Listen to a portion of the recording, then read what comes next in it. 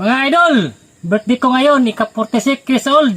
Baka naman, makahingi na sang share or paano sa aking muntin channel. Oh, bumili ako ng fried chicken na liig. At yung bigas ko idol, bahay taon, 25 ring kilo.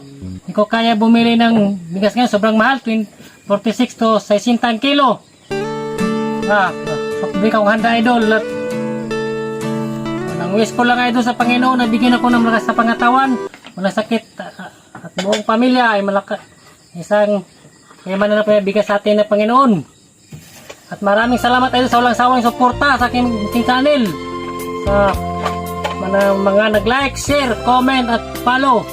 At sa mga star sender ko, salamat sa pag-send ng blessing mga idol. Wala mo kami tulong sa ngayon.